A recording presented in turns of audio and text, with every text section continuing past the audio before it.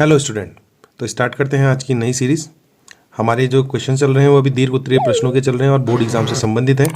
तो ये board exam में आए हुए क्वेश्चनों की एक सीरीज़ है। तो देखिए आज का जो पहला सवाल है वो है हमारे पास 238। समीकरण 3/x minus 1/y is equal to -9 और दूसरी समीकरण है 2/x plus 3y is equal to 5 हो हल कीजिए। तो हमें इनको हल करना है। देखिए हमारे पास दो इक्वेशन इस प्रकार से दी हुई हैं।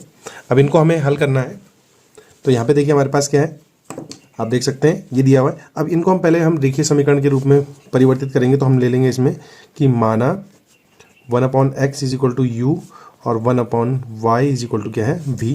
ये मान यहाँ पे रख दिए तो हमारे पास क्या हो जाएगा 3u minus v is equal to -9। ये समीकरण नंबर 3 हो गई। और इसी प्रकार से दूसरी समीकरण में रखेंगे तो 2u plus 3v is equal to 5। ये समीकरण नंबर हो गई हमारे पास 4। अब इन दोनों समीकरणों में हम कोई भी विधि का प्रयोग कर सकते हैं। अब यहाँ पे हमारे पास देखिए इसमें केवल हमारे पास v है और इसमें यहाँ पे क्या है 3v है। तो हमने क्या ले लिया इक्वेशन 3 इंटू 3। तो 3 हमारे साथ क्या है ये वाली है। तो 3 गुणा के 3 3 9u माइनस 3v और माइनस 9 27 ये आ जाएगा। और इसी में हम क्या कर रहे हैं 2u plus 3v is equal to 5 जो है इसको हम इसके साथ क्या कर रहे हैं प्लस कर रहे हैं। तो हमने ले लिया इक्वेशन, ये हमने 5 हो गई। तो यहाँ पे हमने ले लिया इक्वेशन 5 प्लस इक्वेशन 4 सीधा यहीं पे। तो इससे ये दोनों कट जाएंगे। यहाँ पे कितना हो गया 11u, इसमें से ये घटाया तो ये हमारे पास हो गया -22। u बराबर ये इसके साथ इंटू में है तो यहाँ पे डिवाइड में हो जाएगा 22/11। इससे ये कट गया तो ये क्या हो गया -2। u का मान हमारे पास क्या आ गया -2 आ गया। अब इस मान को समीकरण किसी में भी रख लें। अब इसमें हम किस में रख लें, इसमें रख लेते हैं। तो u बराबर -2 इक्वेशन 3 में रखने पर 3 में रखेंगे तो 3 में देखिए हमारे पास क्या हो जाएगा, ये हमारे पास 3 है तो 3 into -2 minus v is equal to -9 -6 हो गया। -6 हो गया तो यहाँ पे क्या जाएगा -v इज इक्वल टू -9। इसको इधर ले गए तो ये v हो गया और यहाँ पे माइनस इधर की तरफ आ जाएगा तो ये क्या हो जाएगा माइनस माइनस प्लस। तो ये हमारे पास हो गया 3। u और v के मान निकल गए, हमें x और y के मान निकालने। तो u बराबर होता है 1/x और इसका मान आया -2। तो यहाँ से हम देखें तो x बराबर क्या आ गया 1/2 वो भी माइनस का। और इसी प्रकार से v बराबर है 1/y और इसका मान है 3। तो यहाँ पे क्या हो जाएगा y बराबर 1/3। तो फाइनली जो इनकी वैल्यू आ गई x बराबर आ गया -1/2 और y बराबर आ गया 1/3। तो ये हम इस प्रकार से इन सवालों को हल करेंगे।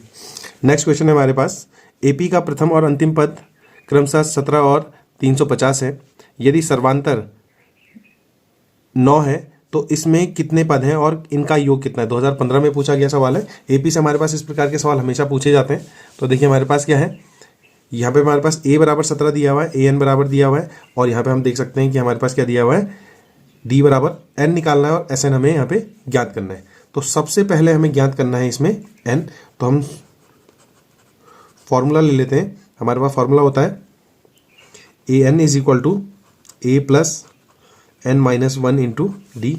वैल्यू पुट कर दी तो 350 बराबर 17 plus n-1 into D. D का मान है 9। इस 17 को भी इधर लिया है तो हमारे पास क्या है यहाँ पे n-1 यहाँ पे 9 ऐसे ही रहेगा। 350 माइनस 17, 350 में से 17 गया तो यहाँ पे हमारे पास हो गया 333। n-1 is equal to 3/9। इसमें देखिए डिवाइड जाएगा 9 3 27, 6 बचा 63 हुआ और 63 होता है 9 7 जा। तो फाइनली n बराबर हमारे पास जो आ गया वो आ गया 7 + 1 मतलब 38। यहाँ पे हमारे पास पहले का आंसर आ गया। अब हमें इसमें Sn भी निकालना है। तो Sn इज इक्वल टू होता है हमारे पास n/2। दोनों चीज़ें पता है, a प्लस an भी पता है। तो यहाँ पे हमारे पास 38/2, यहाँ पे इसका मान है 17 और इसका है 350। इससे ये जाएगा 19 बार। तो फाइनली यहाँ पे हमारे पास आ गया 19 इंटू 367 और इन दोनों को हम इंटू कर देंगे तो इसका मान जो आता है वो आ जाता है हमारे पास 69, मैंने इसको करा हुआ है पहले से, 73। तो यहाँ पे हमारे पास ये एस एन की वैल्यू आ जाएगी। तो ये हमारे पास दोनों मान आ गए कि एन बराबर आ गया था 38 और एस एन बराबर आ गया 6973। नेक्स्ट क्वेश्चन है हमारे पास कि सिद्ध कीजिए 1 minus cos theta upon 1 plus cos theta is equal to cosec theta minus cot theta का होल स्क्वायर। ये 2015 में पूछा गया है, तो इससे भी हमारे पास हर साल सवाल पूछे जाते हैं। देखिए क्या करेंगे, हमने राइट हैंड साइड को इसमें सॉल्व कर रहे हैं, इनको साइन और कॉस में कन्वर्ट कर देंगे। तो कॉसेक जो होता है ये होता है हमारे पास 1 अपॉन साइन थीटा, और यही चीज़ हम यहाँ पे देखें इसमें भी हमारे पास ये हो जाता है cos theta upon sine theta का होल स्क्वायर। वैल्यू पुट करेंगे यहाँ पे, तो एलसीएम यहाँ पे हमारे पास आ जाएगा साइन थीटा, यहाँ पे हो जाएगा 1 minus cos theta whole square. अलग अलग ले लेते हैं, 1 माइनस कॉस थीटा का होल स्क्वायर, और यहाँ पे हो गया हमारे पास साइन स्क्वायर थीटा। अब ध्यान रहे कि प्रथम सर्व समीकरण से साइन स्क्वायर थीटा का मान जो होता है वो होता है 1 minus cos square theta. 1 minus cos theta का होल स्क्वायर, यहाँ से हो जाएगा 1 माइनस कॉस स्क्वायर थीटा। इसको बी स्क्वायर ले लेते हैं, तो A square minus B square का फॉर्मूला बन जाएगा। इससे हमारे पास हो जाएगा 1 माइनस कॉस थीटा का whole square upon 1 minus cos theta into 1 plus cos theta. इससे ये कैंसिल हो गया, तो यहाँ पे हमारे पास देखिए ऊपर और नीचे क्या बन गया, 1 minus cos theta upon 1 plus cos theta. ये इसका आंसर आ गया, क्योंकि ये हमारे पास है R H S is equal to L H S. जो राइट हैंड साइड है वही हमारे पास लेफ्ट हैंड साइड भी इसका 41। वह अनुपात ज्ञात कीजिए जिसमें बिंदु ए 1 माइनस 5 और बी माइनस 4 5 को मिलाने वाला रेखाखंड एक्स अक्ष से विभाजित होता है। विभाजन बिंदु के निर्देशांक भी ज्ञात कीजिए। अब विभाजन बिंदु के निर्देशांक भी हमें ज्ञात करने हैं, तो देखिए ये ध्यान रखें कि एक्स अक्ष पर विभाजन जब भी होगा तो उसका वाई का कोऑर्डिनेट क्या होगा, 0 होगा। अब यहाँ पे हमने ले लिया कि इस प्रकार से है जिसमें एक्स और वाई का मान तो 0 है, तो ये हमने लिख दिया है। पहले हम इसमें क्या करेंगे, वाई की वैल्यू निकालेंगे, तो वाई का मान तो यहाँ पे 0 है। हम इसमें अनुपात ज्ञात कर लेंगे, इसमें m1 और m2 का रेशियो ज्ञात करेंगे। यहाँ पे m2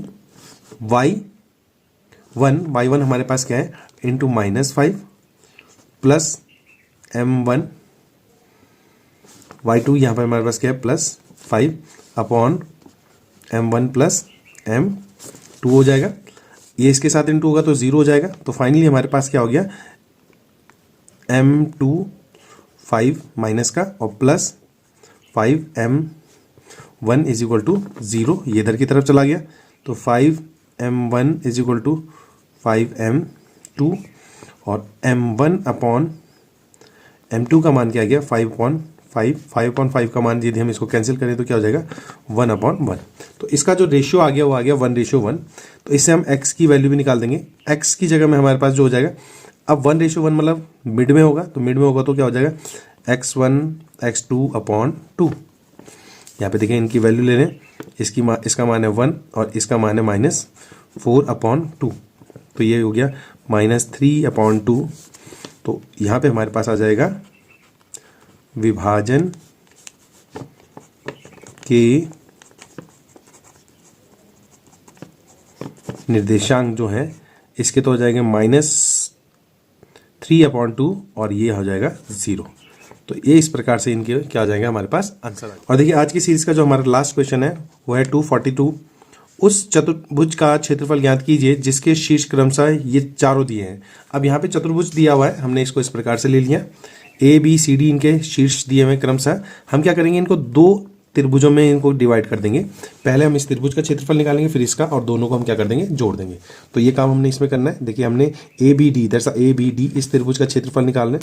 तो यहाँ पे हमारे पास क्या जाएगा 1/2 एक्स ए बी डी, इनकी बात कर रहे हैं तो -4x1।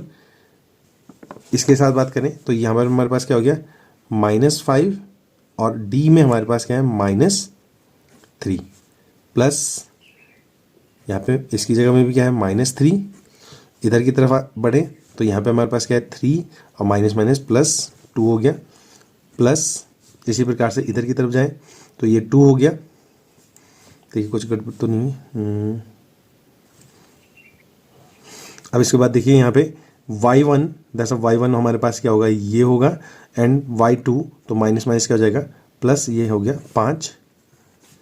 इसको सिंप्लीफाई कर दें तो 1/2 बाहर से ऐसे ही रहेगा, ये हो जाएगा -4 और इन दोनों को जोड़ देंगे तो -8 हो गया, प्लस -3 इंटू 5 हो गया और प्लस 2 इंटू 5 में से 2 गया 3 हो गया, 1/2, 8 चौको 32, माइनस माइनस प्लस हो जाएगा, -5 दिया 15 और 3 दूनी 6। इसी प्रकार से 1/2, 32 और 6 38 हो गया, -15। अब 38 में से 15 जाएगा तो ये बचता है 23/2, ये हो जाएगा वर्ग इकाई। अब देखिए दूसरा जो हमारे पास है वो है त्रिभुज, हमारे पास त्रिभुज BCD का क्षेत्रफल, जैसा BCD। अब देखिए ये और इसकी बात कर रहे हैं BCD, तो अब यहाँ पे भी हमारे पास जो 1 वाला है ये 1 है, ये 2 और ये 3 तो -3 इंटू y2 की जगह में -2 और -3 प्लस अगले बार ये 3 आ गया तो y3 3 और ये माइनस प्लस, फिर इसी प्रकार से अगले में हम देखिए ध्यान दें तो हमारे पास यहाँ पे क्या आ गया, 2 आ गया और इसकी जगह में है माइनस और इसकी जगह में है प्लस, तो ये आ जाएगा हमारे पास। और सिंप्लीफाई कर दिया 1/2, अंदर देखिए -3 इंटू ये दोनों माइनस है तो प्लस हो जाएंगे, -5 प्लस 3 इंटू 8 और इसी प्रकार से 2 इंटू -3, 1/2 माइनस माइनस प्लस 5 दिया, ये हमारे पास हो गया 15, 8 दिया 24 और -3 दूनी 6, ये हमारे पास हो गया 1/2।